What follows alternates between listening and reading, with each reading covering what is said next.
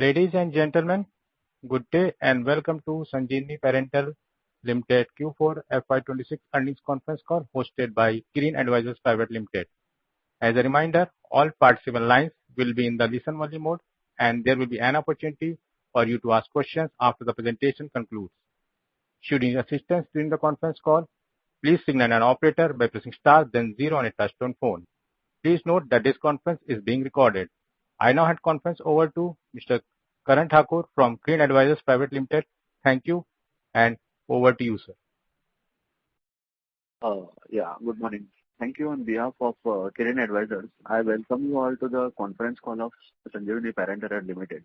From the management team, we have Mr. Ashwani Khimka, Chairman and Managing Director, and Mr. Pritesh Jain, Chief Financial Officer. With that now, I hand over the call to Mr. Pritesh Jain for the opening remarks. Over to you, sir. Thank you, Karan. Good morning, ladies and gentlemen, and thank you for joining us for the Sanjivani Paranteral Limited's Q4 and full year financial year 26 post-results earning conference call. Disclaimer. Before I begin, let me mention the standard disclaimer.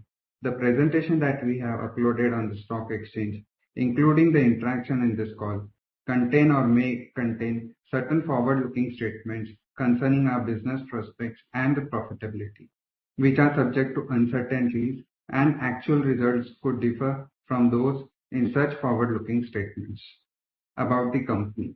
For the benefits of the participants who may be joining us for the first time, Sanjivani Paranteral Limited is a WHO GMP certified pharmaceutical manufacturer with over 25 years of operating experience. We specialize in sterile injectables and oral solid dosage forms with a primary focus on essential and life-saving therapies. Our products are exported to more than 25 countries across the emerging markets, and we operate manufacturing facilities in Navi Mumbai and Dehradun, supported by an in-house R&D capability. In addition to our co-formulation business, we are building new growth platforms through joint ventures in IV fluids in India and nutraceutical manufacturing in Europe. Financial year 26 marks an important year for the company as we transition from a single engine business to a multiple vertical growth platform. It is the first year of contribution from Pune infusion facility to the consolidated revenues. Our overseas nutraceutical venture continues to build commercial transactions.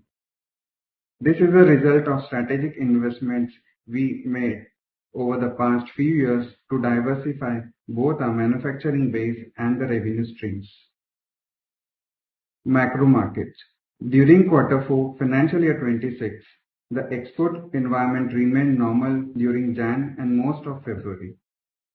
However, towards the end of February, Iran-related geopolitical conflicts disrupted the trade activities across the Middle East region. The situation impacted shipping routes, vessel movement, cargo handling, and export logistics across the region. Since the Middle East is a key export market for the company, we were not able to execute exports during the month of March 2026 due to disruption in the shipping and trade movement. As a result, revenues for the quarter were impacted. In addition, the company witnessed an increase in the raw material and the packing input cost during March 26. Higher input prices, along with lower operating leverage due to export dispatches, impacted the gross margins during the quarter. Pharma sector. The pharmaceutical environment across a key export market remains robust, with stable demand and healthy business activity during the quarter. We continue to see steady inquiries and consistent demand across key product categories and geographies. Export opportunities for the Indian pharmaceutical companies remain strong, driven by cost competitiveness, manufacturing capabilities, and rising global demand for quality generics. Management is optimistic about the medium to long-term outlook and sees significant opportunities in the international markets. Company performance. Coming to the company's business performance, due to disruption in export operations during the month of March 26 and resulting loss of export revenues, Q4 revenues witnessed a year-on-year decline. However, the company subsequently implemented alternative export and logistic arrangements to stabilize the shipments and normalize the export operations. Management is now seeing improvement in export execution and expects a broader recovery in the export revenues during Q1 FY27, that is April to June 2026 quarter. Hence, we believe that the impact of the disruption is now largely behind us. Our IVF facility in Pune had reported revenue contribution of approximately 1.2 crore in Q3 financial year 26, which increased to 2.7 crore in Q4 FY26. The business is witnessing encouraging traction on the commercial front, with customer engagement and order execution gradually improving.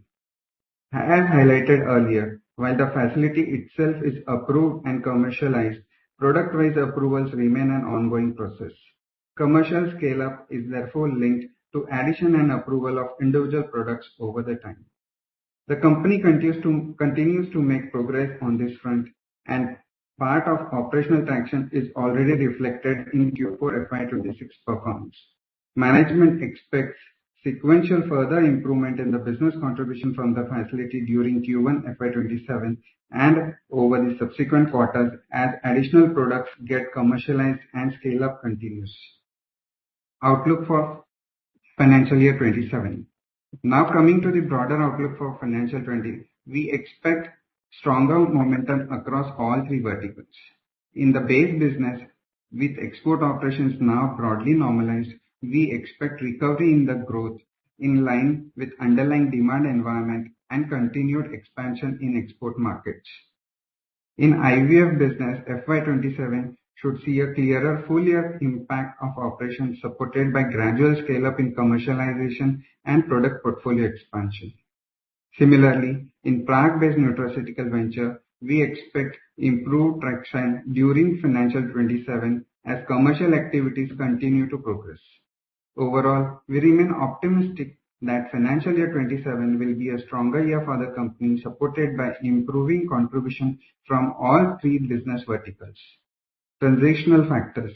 Now, on some of the transitional factors, crude oil prices and USDR movement remain important variable for the input cost of the business. Certain raw material prices are linked to oil-derived supply chain, while a meaningful portion of raw material procurement remains import dependent. Accordingly, sustained elevated crude oil prices and unfavorable currency movement can have some impact on input cost. While part of the cost increase can be passed on, some portion of the input cost pressure may have an impact on margins during the period. However, these are largely transitional factors and should moderate as operating conditions normalize. Now coming to the financial performance. So let me share the financial performance of the company for Q4 FY26. Standalone business performance. The base business reported a revenue of 105.1 million, reflecting continual operational movement across our core markets. EBITDA stood at 16.58 million, while EBITDA margins were at 14.7% during the quarter. Profit after tax came at 9.4 million. Segment-wise performance. Injectable revenues stood at 46.7 million, contributing to 44.43% of the revenue from operations. Tablet revenues stood at 54.6 million, contributing 51.95% of the revenue from operations. Market-wise performance. Export constituted 85.26% of the revenue from operations at 89.62 million, while domestic business accounted 14.74%. Core markets of Latin America, Middle East and Africa, and CIS accounted for 76.09% of the revenue from the operations. Consolidated performance. On consolidated basis, the company reported a revenue of 132.1 million during Q4 FY26. EBITDA stood at 21.73 million, with EBITDA margins at 15.74%. Profit after tax stood at 5.5 million, with a PAT margins of 3.97% during the quarter. With this, we can now open the floor for question and answers. Thank you. Thank you very much. We will now begin the question and answer session. Anyone who wishes to ask a question may press star and one on the touchtone telephone. If you wish to remove yourself from the question queue, you may press star and two. Participants are requested to use handsets while asking a question. Ladies and gentlemen, we will wait for a moment while the question queue assembles. We have first question from the line of Vinod Shah from VS Venture. Please go ahead. Yeah, good morning, sir. I'm audible. Yeah, you are audible. Good morning. So our revenue was down this financial year. So what were the reasons for that, especially in this quarter? So how do we accelerate from here? As I discussed earlier during my opening speech, the March month for this quarter was highly affected due to the geopolitical tensions on account of war between US and Iran. So the shipping routes, availability of the containers and the logistical chain was disrupted, and hence we couldn't do major shipments which we normally do every year in the month of March. So that was the prime reason for drop in the revenues for the current quarter. Going forward, as I again said in the opening speech, we have found out alternate routes and modes to ship our material. So we have already started the shipments, and we expect a fair bit of recovery happening in the Q1 numbers for the current financial year. Okay, sir. And what would be your target for FY27? The targets for FY27 on a base business, we should be around 80-85, and on the IV plant from the Pune, we should be in the range of 60-65 for the annual. Though these are annual numbers, but the quarterly numbers may vary. But on an annual basis, we would be committed to those numbers. Okay. And so currently, tablet and injectables have over 50% of our revenue. So how do you see this product mix in next 2-3 years? So are you in which? Yeah. Hello. Yeah. Yeah. So I was saying. Your voice is not clear. Yeah. Is it better now? Yeah, better. Yeah. So I was saying tablets currently contribute around 50% of the revenue. So how do you see this product mix evolving, let's just say over next 2-3 years? In 2-3 years down the line, the injectable will be steady and it will be increasing, but tablet and capsule portfolio will be substantially increasing, because tablet and capsule dosages we have filed in various other countries, and those dosages acceptance and approvals are expected in the coming year. Few we got it last year, and this we are expecting this year, and it will be increasing. Tablet portfolio will be increasing more. And when IV comes in picture, so IV will be separate, and there also same thing will have export and domestic and institution. Okay, sir. Thank you, sir. I will join back with you. Thank you. Reminder to all the participants that you may press star and one to ask a question. Reminder to all the participants that you may press star and one to ask a question. The next question from the line of Abhishek Bhaskar from Alpha Wealth. Please go ahead. Hello, sir. Hello. So my first question will be the new IV fluid infusion plant in Pune that has commenced commercial production. What are the current utilization levels, and what does the ramp-up timeline look like over the next 4 to 6 quarters? See, we have just started commercial production last year, December 2025, and it's gradually picking up. And in the current coming year, in the 4 quarters, so it will be gradually 40%, 45%, 60%, and by the 4th quarter, it will be at the 70% utilization. Oh, okay. Yeah. So when do you expect the Pune facility to make material and visible contribution to your top line and margins? And what revenue potential does this plant represent at full capacity? This year it will be giving a representation in the balance sheet also. as our CFO told you very clearly, that this year, annually, we will be doing around a revenue of 60 crores and it will be having a profit that will be contributing to the main balance sheet.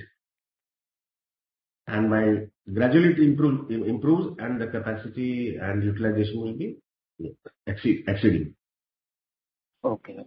Okay, sir. Understood. And also, I would know about the nutraceuticals contribute only approx 3.45% of your revenue, right? So is Yeah, this but that something you plan to invest behind and scale meaningfully, or does it remain a small opportunistic part of your portfolio? currently our parent Sanjivani owns 45% in that JV.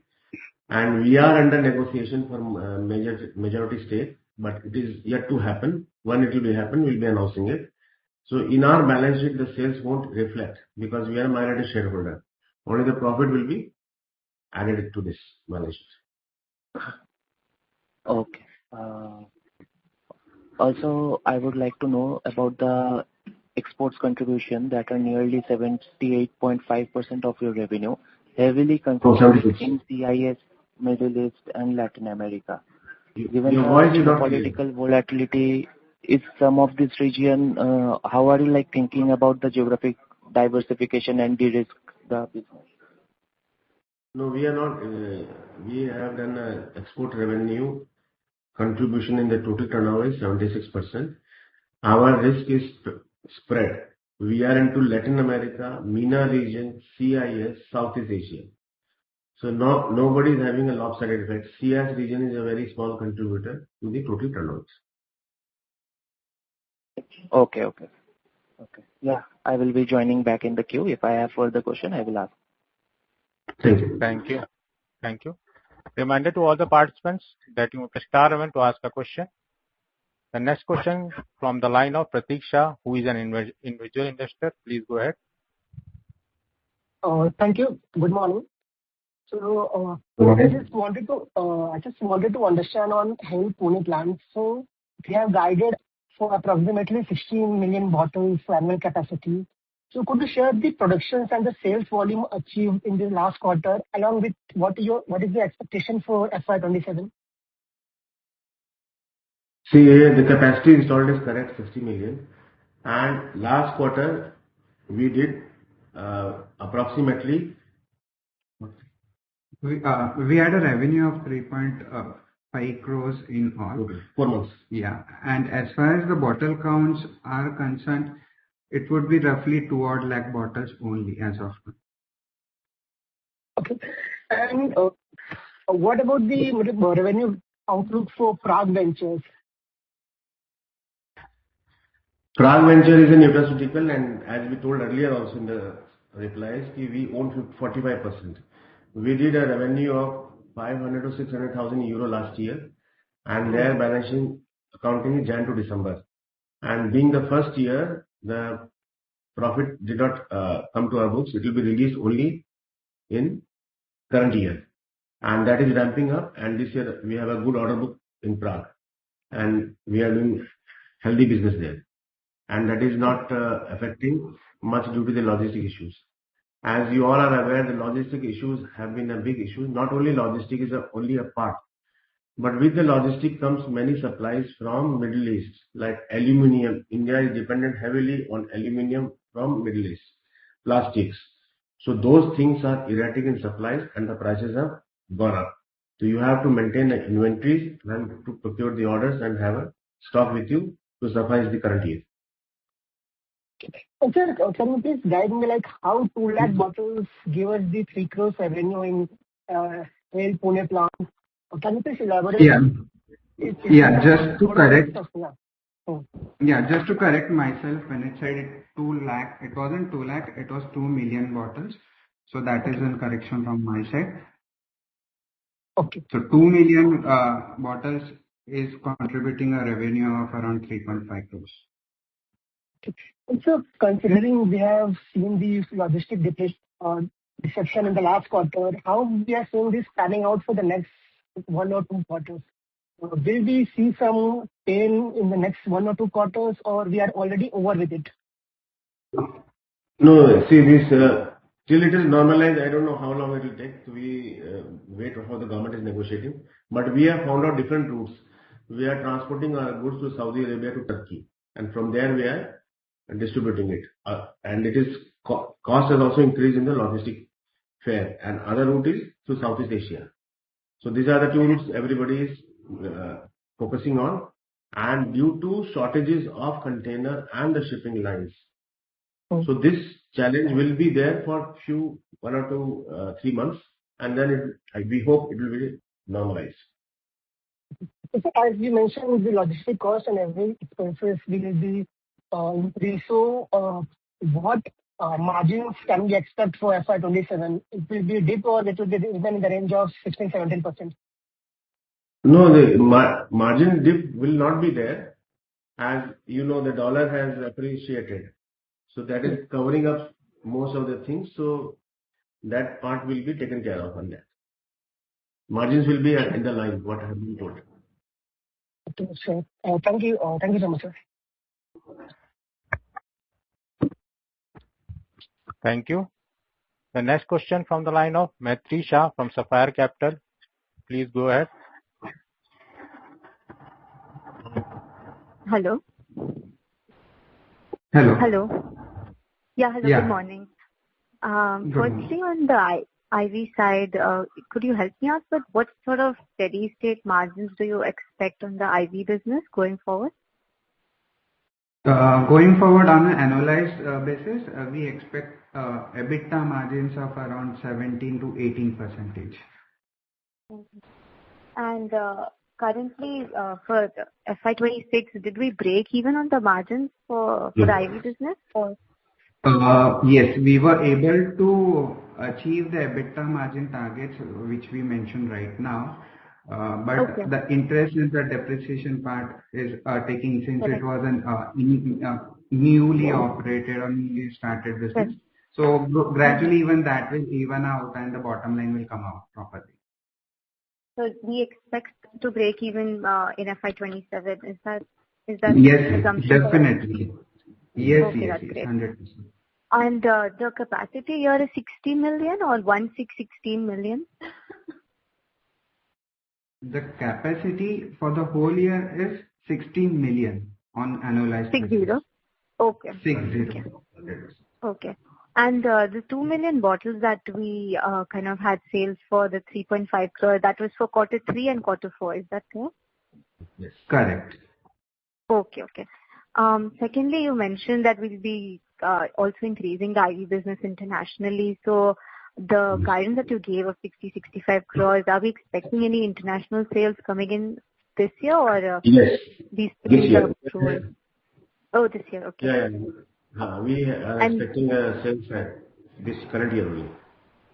Okay, that is great. And the margins on the export side are on the similar range, 17 to 18%? Yes, similar and somewhere better also. Sometimes better also. Okay.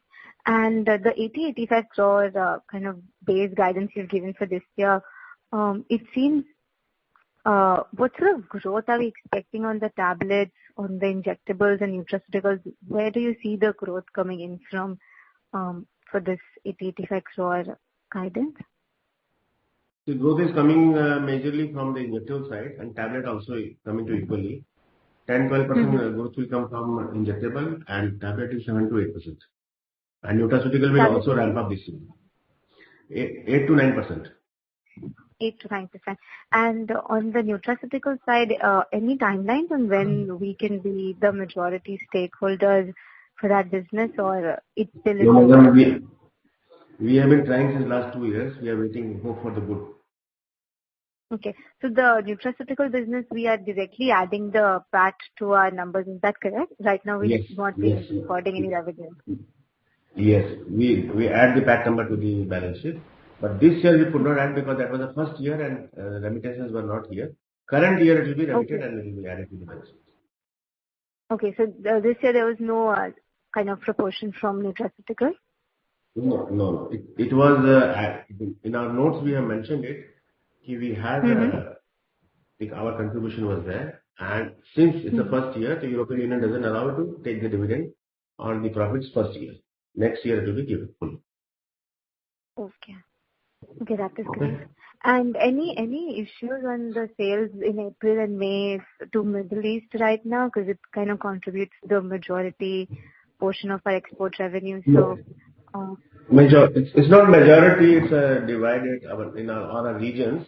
Yeah, though we face some challenges, but now we have found out different routes where we can supply our materials to those areas. As I told in my earlier statement, we are looking via Saudi Arabia and Turkey to pass on the consignments in those regions.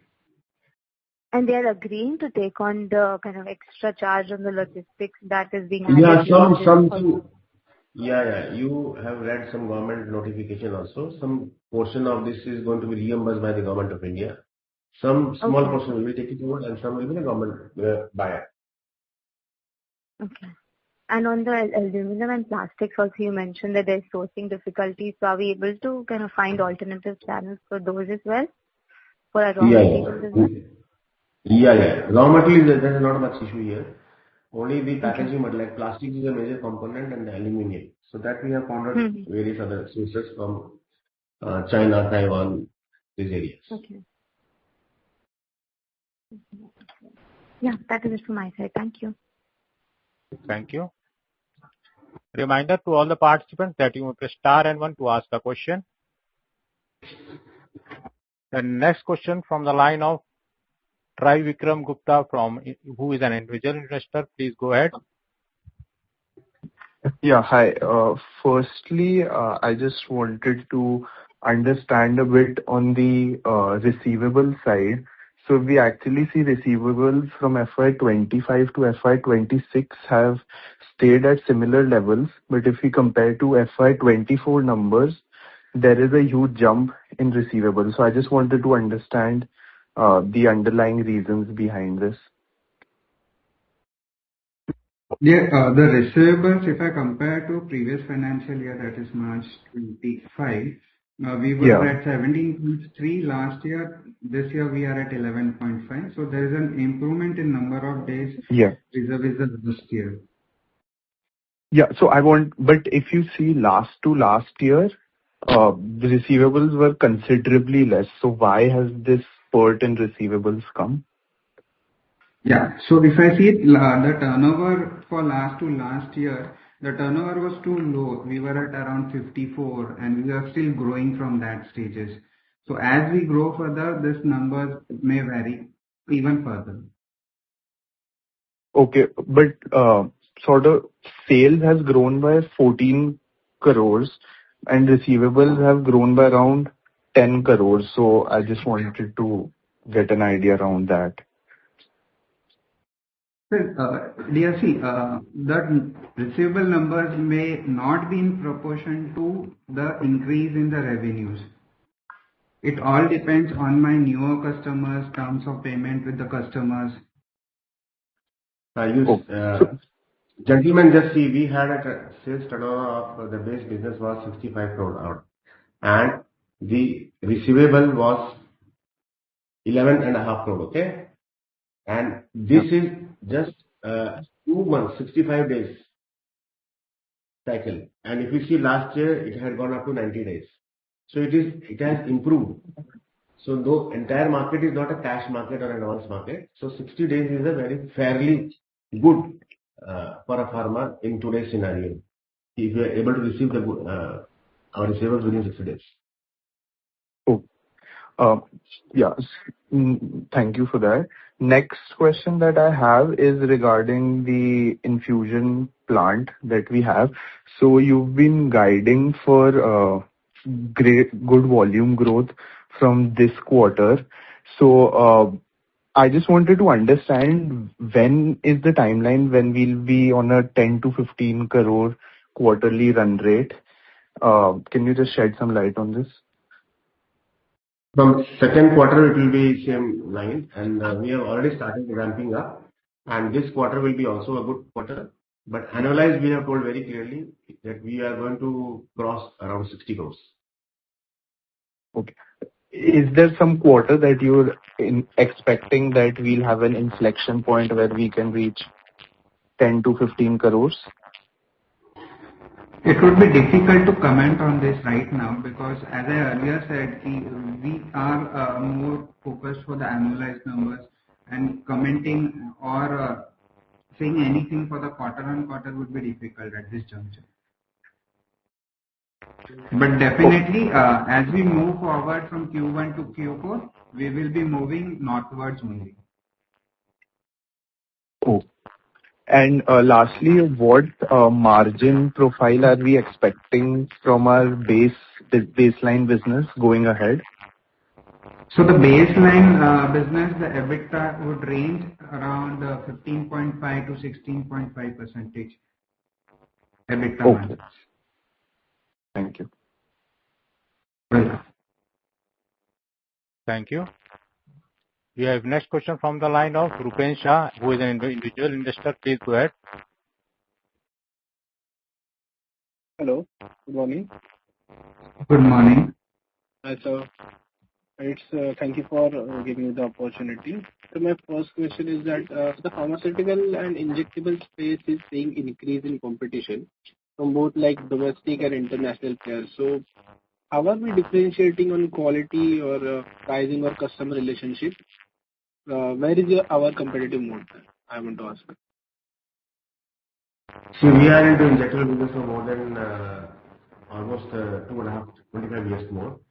Okay. And we have not made any quality issues and everything. And our customer support and our customer tie-ups are more than 15 years old. And we have been in developing new products every year for these markets and filing new dossiers every year. So our base business is stable, and with the customer base, it is increasing gradually. And we are opening new markets every year. Okay. So it's like a legacy and relationship we have. Yes. Plus, we are more focused on the quality. So that is what is differentiating us. Plus, the turnaround time for deliveries of the material with the customers new as well as the past. So that is one more point which is differentiating us from the other players in the market. Okay. Can you list any players direct like apple-to-apple comparison player? It would be difficult to comment on the peers for an apple-to-apple comparisons because the markets which we deal, the products which we deal may or may not be the similar markets and the products for them as well. Okay, so any few if you want to mention them. Yeah, I didn't get the last sentence which you mentioned. I mean any few, if it's not an apple-to-apple, but any business vertical we are similar with them. So any peer you would like to mention? Like see there, Pharma Firma is a company, Concall Life Science is there. Okay. And these are the companies they do what similar portfolios. And similar, they cannot be 100% similar, but they are nearby. Okay, fine. My second question is, have you seen any pricing pressure in your export market in the past years, or how are you managing without sacrificing margin? That's the case. No, we are not importing much of our material. Our import contribution is less than 1% of the total turnover. Okay.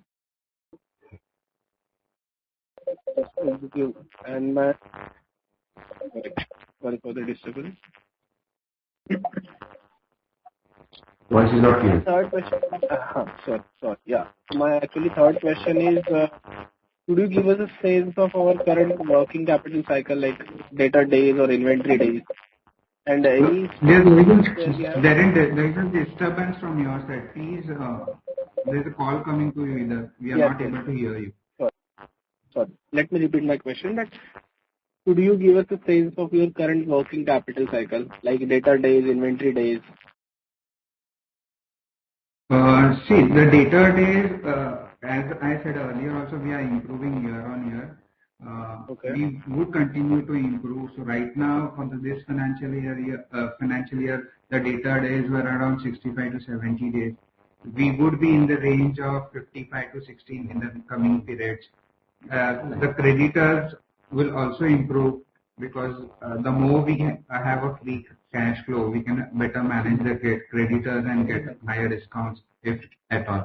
So this is how the working capital will go look like going forward. Okay. Any stress point there are, especially in given high export concentration? No. Okay. And when do you think about 5 years from now as our future? Where does we look at revenue mix or geographics or any product profile? So it's too longer period to comment right now. So Okay. we won't be commenting right now anything beyond a year. Okay. Fine. Just let me get back to the queue again. Thank you for answering the questions. Thank you. Thank you. Reminder to all the participants that you will press star and one to ask a question. We have next question from the line of Santosh Kurakaran from Financial Finance. Please go ahead. Thank you. So, what is the contribution of the Middle East for our top line? So it's in the range of 40 to 45%. Middle East, Africa, MENA region. So when we say Middle East and Africa region both. Oh, all right. Okay. And can you please quantify the impact of this raw material price hike on the margin? The raw material price have increased, though in the month of March it had skyrocketed abnormally due to this war and certain speculation in the market who has the material, they jack up the prices. But now it is settling down and we are covered and we usually keep an inventory of almost 2 months. Okay.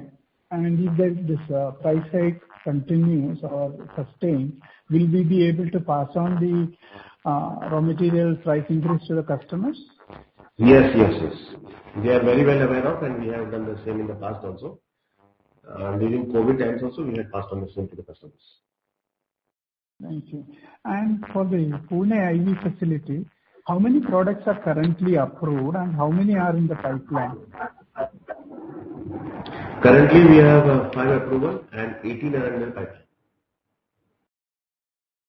And what could be a timeline for the approval, which are in the pipeline? The pipeline approval should have come in the month of February and March. But due to the issues in the approval process and transfer of people in the government, it takes some time. But we expect a quite chunk of approval in this month only. And now, right. And when the approval process, initially it used to be very easier. Now, if anybody who started a new plant and getting approval, it is taking people 2 years, 3 years. Since we are in this field and injectable for many years, so it was easier for us to get it, but though it took some time, and now we are in the line with that. Excellent. Thank you. And when you projected a top line of around 60 crores from this IV line, so are you considering this 18 products which are in the pipeline as well to contribute? Not full 18. From that 18, maybe 6. All right. Thank you. That's all from my side. Thank you. Reminder to all the participants that you must press star and one to ask a question. The next question from the line of Sakshi Shinde from Shah Consultancy. Please go ahead. Hello, am I audible? Yeah, you are audible. I have 2 questions on margin. So, EBITDA margin for the full year is around 16%. You came in softer at 16%. Your voice is not clear. We are not able to hear. Ma'am, can you come closer to the phone? No, sir, my question is on margins, on EBITDA margins. I think this quarter we reported softer margin compared to the full year margin. So, my question is to understand what will be the margin target for FY27. So, the base business, madam, the margin will be increasing as we have been in this similar market, and the last hiccups were there for the month of February and March. And our many approvals are expected in this month and by this quarter. So newer and good higher profitable products are there in the pipeline. Again, for the PAT margin, if we look, we have lower like. Madam, your voice is cracking. We are not able to hear a single word. Your voice is cracking. Are you able to hear me now, sir? Hello. Are you able to hear me now? Yes, now a little better. Yeah. Okay. So my next question is again on margin, on PAT margins, which is like a lower if we compare to the full year. So could you just walk us through key drivers of that gap and whether any of those are on-off in nature? See, the PAT margins are derived from the EBITDA margins only. So the way my EBITDA margins will vary, the similar variance would be also visible in the PAT margins. So as you said, we have some good products which are expected with higher EBITDA margins. So if those come into, and as I already provided the guidance, the base business would have an EBITDA margins of 15.5 to 16.5% range. So accordingly, the PAT margins will also reflect going forward. Okay, and as a new Pune plant scale-up, how do we expect the fixed cost absorption to play? Okay, and what is the medium-term EBITDA margin target for the business? Ma'am, see, even for Pune, we have said for the whole year we would be looking at a number of around 60 odd crores on the top line, and with an EBITDA margins in the range of 17 to 18%. So this will play out throughout the quarters. Maybe a quarter or two we may see, initial 2 quarters we may see a low EBITDA or strain on margins because the plant is newer, the expenses would be higher. But as we scale up in Q3, Q2 and Q4, the margins would be better, and we would end up the whole year at around 17 to 18% of EBITDA for Pune plant as well. That is so much, sir. Thank you, and all the best. Thank you. Thank you. We have next question from the line of Vinod Shah from VS Master. Please go ahead. Yeah, hello sir. Am I audible? Yeah, you are audible. Yeah, audible. So sir, manufacturing, you highlighted the manufacturing efficiency thing. So could you walk us through like some specifically operational changes or process improvements that you made in FY26 and that could structurally improve our margins? See, improvement of margins come from various sources, as everybody knows and even you know. But as far as the structural changes, we are very closely monitoring our input cost, the API, the packing material cost, so that the margins which we are targeting should be delivered to you. Okay, sir. And sir, are we able to pass on the input cost, or are we like taking a hit on our P&L? So how is it? Yes, we are able to pass on because we don't have a long-term contract with our buyers, wherein we are stuck for the price fixation. So our price part is open depending on the international price revisions and rates. Okay, that's all, sir. Thank you. Thank you. That was the last question. I now hand conference over to Mr. Karan Thakur for closing comments. Yes. Thank you everyone for joining the conference call of Sanjivani Paranteral Limited.